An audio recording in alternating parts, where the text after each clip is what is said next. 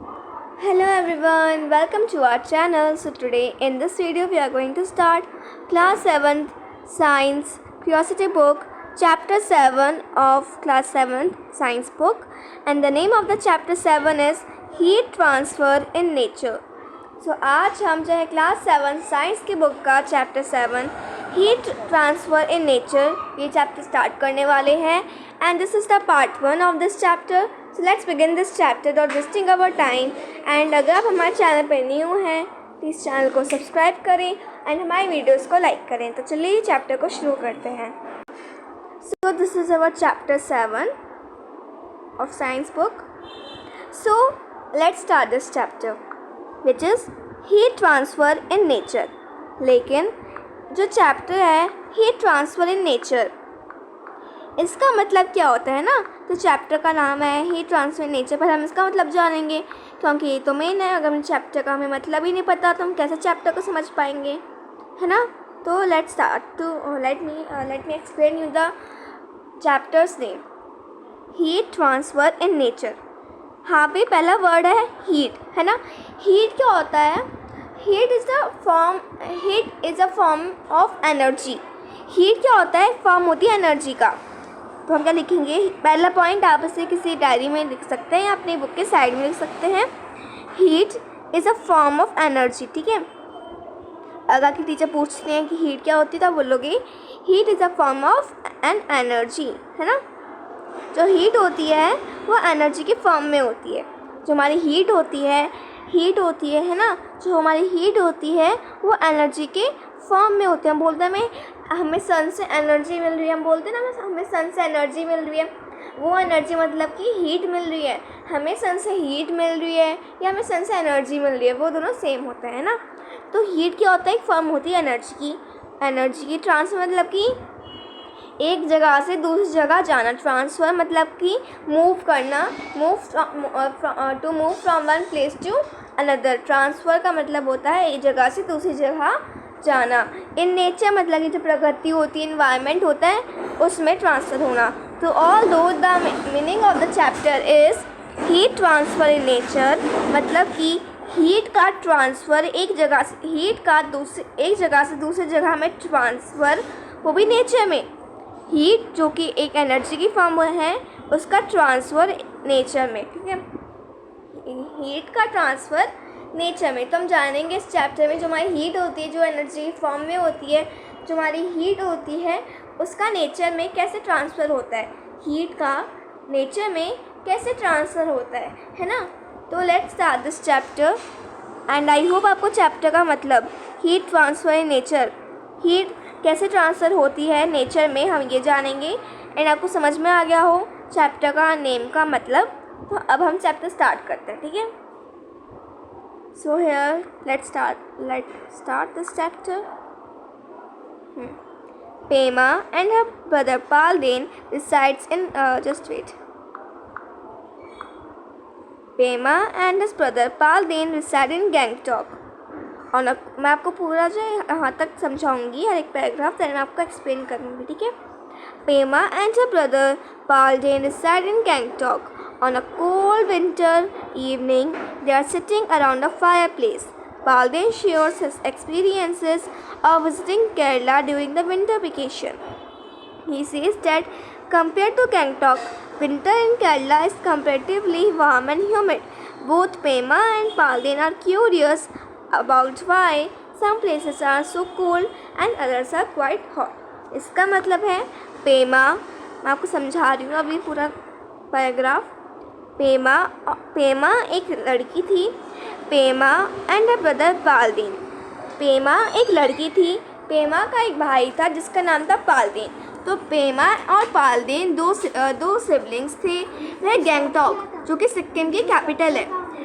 पेमा और पालदेन जो है दो सिबलिंग्स थे, वो गैंगटॉक में रहते थे. गैंगटॉक जो है सिक्किम की कैपिटल है, तो उसमें रहते थे.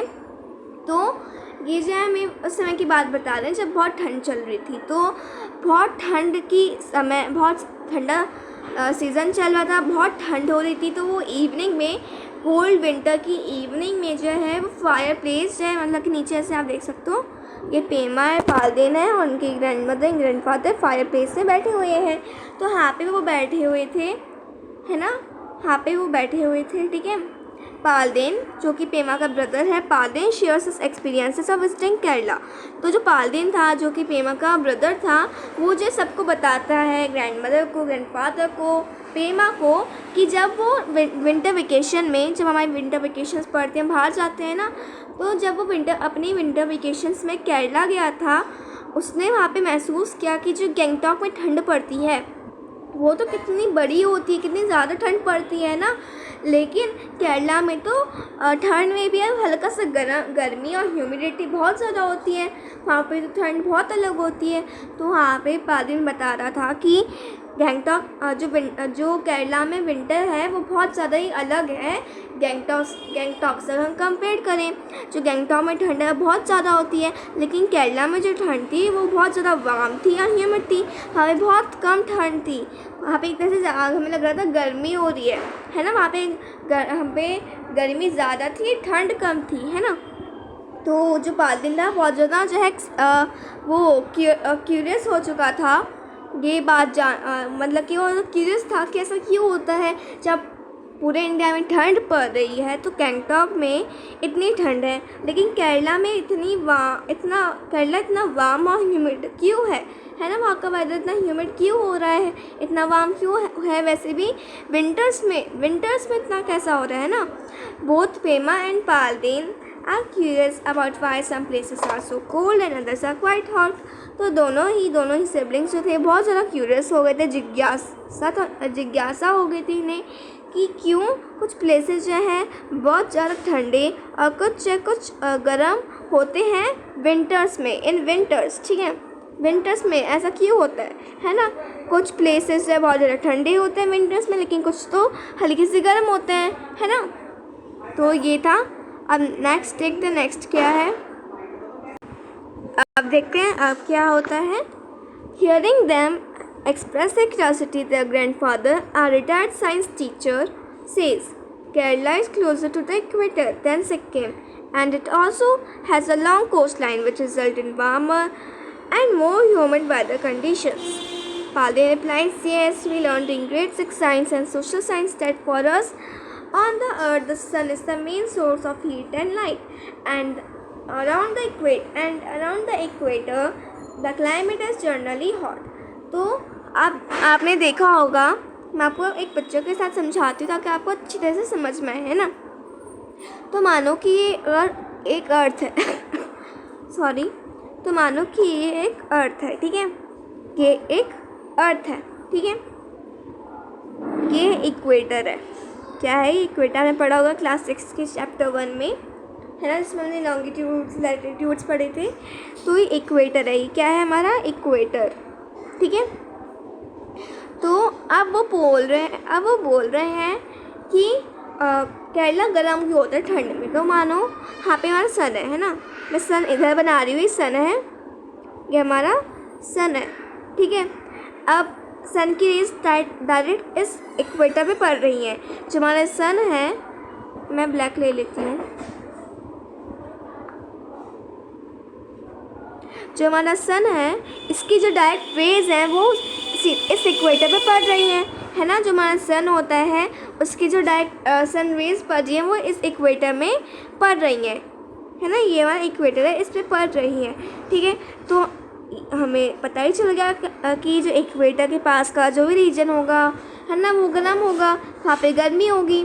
तो यहाँ पे आप देखोगे इंडिया इधर है हमारा, इंडिया का इधर है हमारा केरला। तो केरला जो है इक्वेटर के पास है, जो हमारा केरला है वो इक्वेटर के पास है।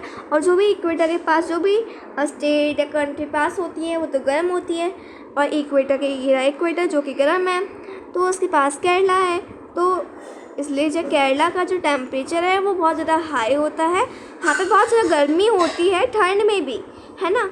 तो अब आपको समझ में आ गया होगा कि केरला जो है बहुत ज़्यादा गर्म इसलिए रहती है ठंड में भी क्योंकि वो इक्वेटर के पास है, और उसकी जो कोस्ट लाइन है वो लंबी है ना। ये रहा इंडिया, तो उसकी जो केरला है तो उसकी कोस्ट लाइन भी लंबी है। तो कोस्ट लाइन लंबी है इसलिए वहाँ पे ह्यूमिडिटी एंड वार्मर वेदर होता है ठंड में भी, है ना।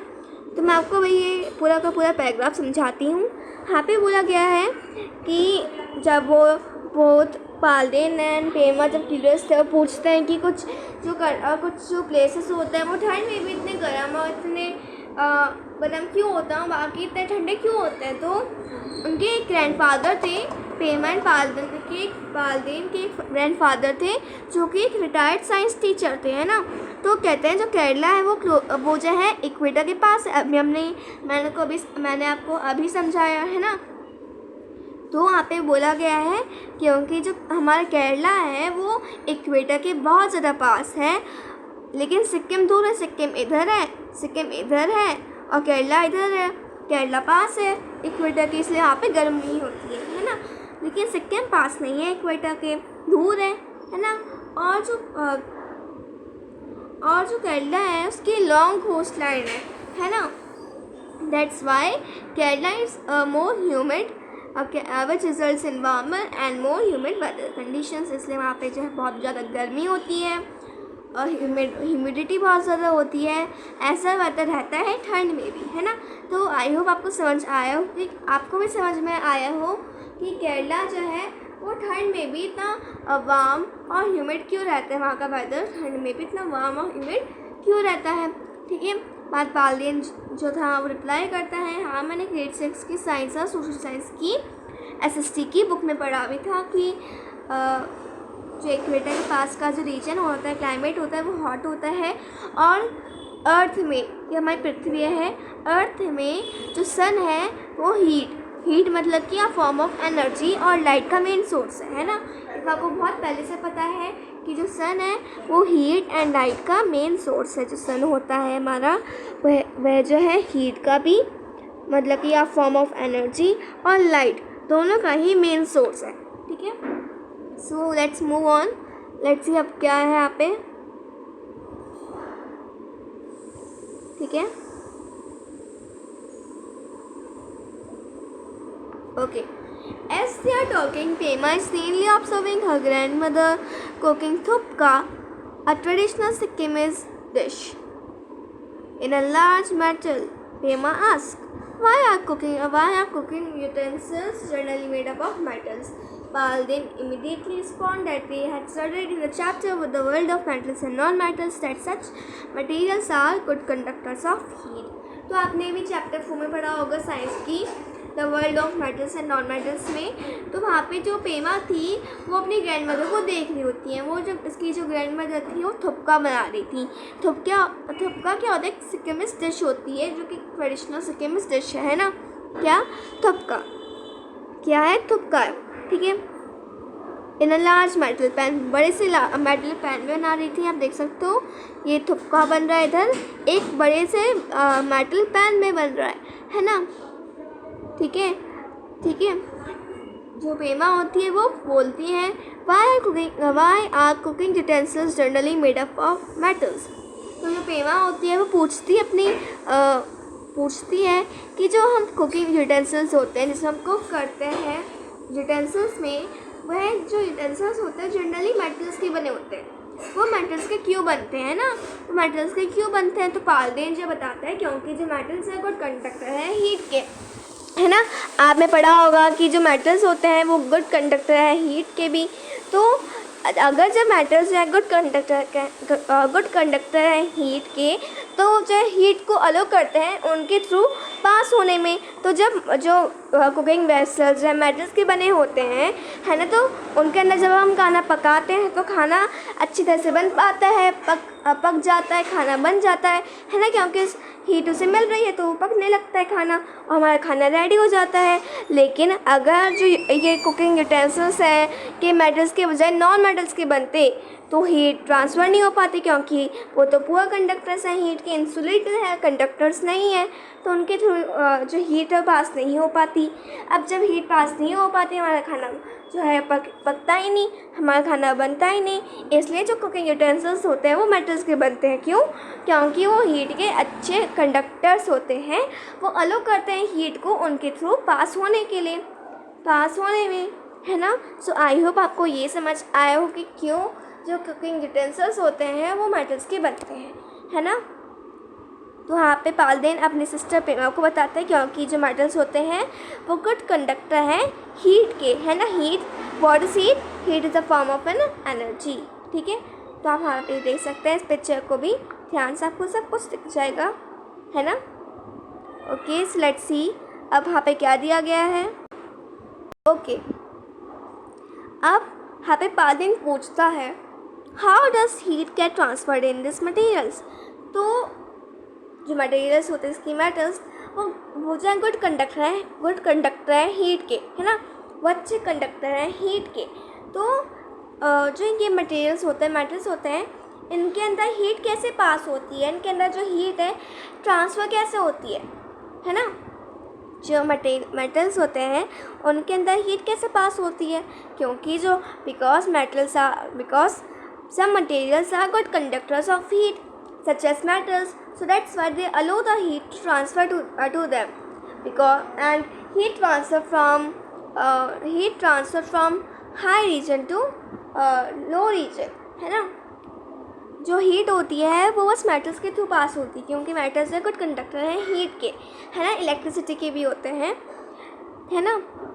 तो ये पूछा है यहाँ पे पाल्देन कि जो हीट है वो कुछ ही मटेरियल्स में, जो हमारी हीट होती है जो कि एनर्जी की एक फॉर्म है, वो बस कुछ ही मटेरियल्स में है, वो कुछ ही मटेरियल्स में पास हो पाती है, ट्रांसफ़र हो पाती है, सच एज मेटल्स, है ना। लेकिन जो ये हीट है वो कैसे ट्रांसफ़र होती है ना। तो हम वो जानेंगे अब। Let us perform an activity to learn why certain materials are good conductors of heat, है ना।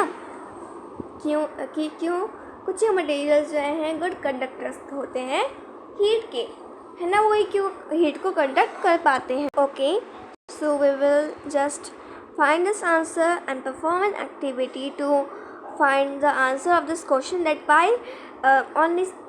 why heat get transferred in such materials that are made up of metals, because they are good conductors of heat, है ना। and the heat transfer from hotter region to colder region और high region to low region, है ना। कि जो heat है कुछ ही materials में ट्रांसफर हो पाती है, क्यों। अब हम इसको जानेंगे एक एक्टिविटी को परफॉर्म करके in next part, because video जो बहुत लंबी हो रही है। तो और जो ये एक्टिविटी है कंडक्शन ऑफ हीट, ये हल्की सी लंबी है ना। तो हम जो है इस पूरी एक्टिविटी को 7.1 कंडक्शन ऑफ हीट को करेंगे पार्ट 2 में। I will make the part 2 of this chapter 7.1 part 7.1 conduction of heat. So till then bye bye and take care. And अगर आपको हमारी वीडियो अच्छी लगी तो प्लीज़ वीडियो को लाइक करिए। Thank you.